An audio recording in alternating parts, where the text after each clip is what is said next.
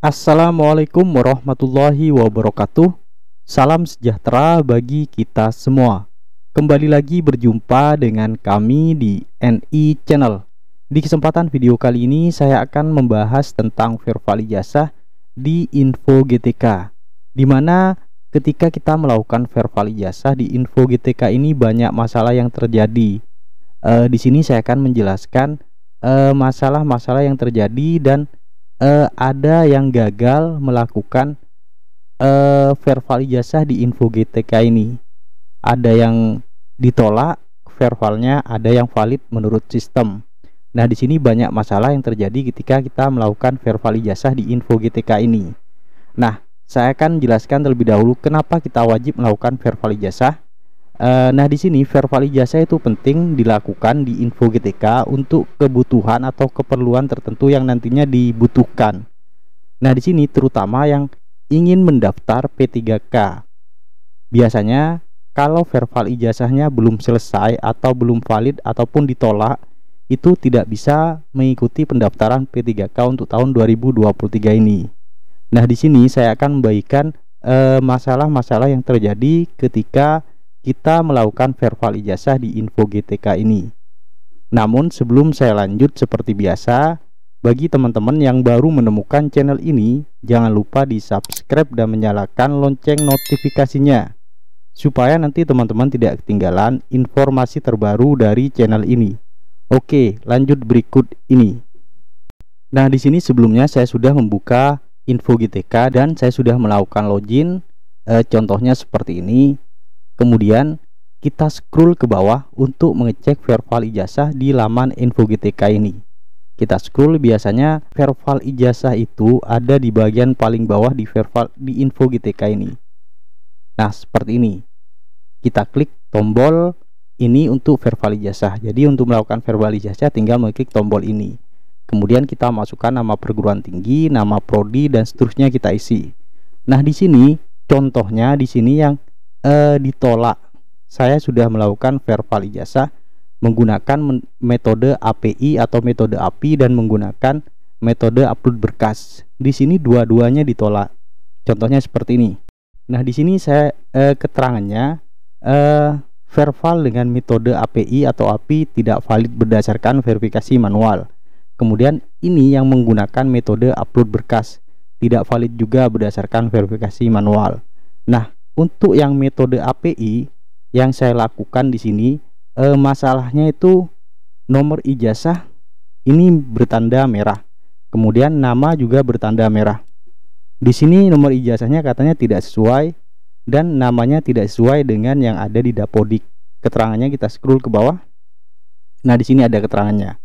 Untuk yang metode API itu ada keterangannya bahwa ada 2 poin. Poin yang pertama, nama tidak sama dengan data Dapodik. Kemudian poin kedua, nomor ijazah tidak sama dengan yang di entry. Kemudian yang metode upload itu tidak ada keterangan kesalahannya seperti apa, cuman catatan ditolak karena itu tidak ada. Intinya ditolak yang menggunakan metode upload berkas. Nah, di sini setelah saya melakukan pengecekan di ijazahnya, ternyata namanya itu sudah sesuai. Sedangkan yang diinput oleh pihak kampus ke PD Dikti itu namanya tidak sesuai. Ada beberapa huruf yang kurang, maksudnya ada 3 huruf yang kurang di sini. Yang diinputkan oleh kampus ke PD Dikti itu ada beberapa huruf yang kurang, tidak sama dengan nama yang ada di KTP ataupun di kartu keluarga. Nah, kemudian nomor ijazahnya juga tidak muncul atau tidak diinputkan mungkin sama pihak kampus ketika melakukan penginputan ke PD Dikti. Nah, untuk kasus yang seperti ini, saya rasa di sini kita harus menghubungi pihak kampus atau pihak universitasnya untuk melakukan pengecekan data yang diinputkan ke Dikti sesuai ijazahnya. Kita bawa ijazahnya ke kampusnya, kemudian kita minta tolong untuk melakukan pengecekan data yang ada di Dikti. Kemudian kalau sudah dicek dan memang benar-benar keliru, mungkin kita minta tolong ke pihak kampus untuk memperbaiki data yang keliru tersebut. Nah, di sini di contoh ini nomor ijazah dan nama. Kita minta untuk mengeceknya. Bisa juga selain nomor ijazah, dan yang lainnya juga, misalkan NIK tidak sesuai ataupun NIM atau tanggal lahir, jenis kelamin ataupun yang lainnya, kita minta tolong ke pihak kampus untuk memperbaiki data yang diinputkan ke Dikti. Nah, kalau sudah kita perbaiki sama pihak kampus, sudah diperbaiki maksudnya, baru kita bisa melakukan verval ijazah lagi di Info GTK. Kita tunggu saja dari pihak kampus. Kalau sudah selesai, mungkin butuh waktu 1 atau 2 hari, baru kita bisa melakukan verval ijazah lagi di bagian klik tombol verval ijazah ini. Nah, kemudian yang kedua di sini masalahnya, saya mencoba menggunakan metode upload berkas. Ketika di sini saya keliru, maksudnya di sini yang keliru itu di bagian Dikti, nama dan nomor ijazah itu keliru. Saya mencoba menggunakan metode upload berkas. Dan sama juga, kalau memang keliru di Dikti, itu ketika kita melakukan metode upload berkas itu ditolak. Juga tidak bisa kita melakukan menggunakan metode upload berkas. Nah, mungkin yang tidak terdaftar di Dikti datanya, verval ijazahnya, mungkin bisa menggunakan metode upload berkas. Dan yang saya sudah pernah melakukan metode upload berkas ini juga berhasil, tapi syaratnya tidak terdata di Dikti. Kalau pengalaman saya, kalau tidak terdata di Dikti atau metode menggunakan API untuk verval ijazahnya, API ini tidak ditemukan, baru saya menggunakan metode upload berkas. Contohnya seperti ini. Nah, di sini contoh yang saya melakukan verval ijazah dengan menggunakan mode upload berkas dan disetujui. Contohnya seperti ini. Di sini saya menggunakan mode upload berkas. Ini valid berdasarkan berkas. Jadi ini diterima valid datanya. Karena data yang saya masukkan ini di PD Dikti itu ketika saya melakukan pengecekan tidak muncul. Kemudian saya juga mengecek di bagian sivil atau ijazah.kemdikbud.go.id seperti ini, linknya atau lamanya. Saya juga melakukan pengecekan di sini tidak muncul. Ketika saya tidak muncul di Dikti atau di ijazah sivil ini, saya cek, kemudian saya melakukan metode upload berkas, itu diterima dan valid berdasarkan berkas, karena memang ini lulusan tahun 2007.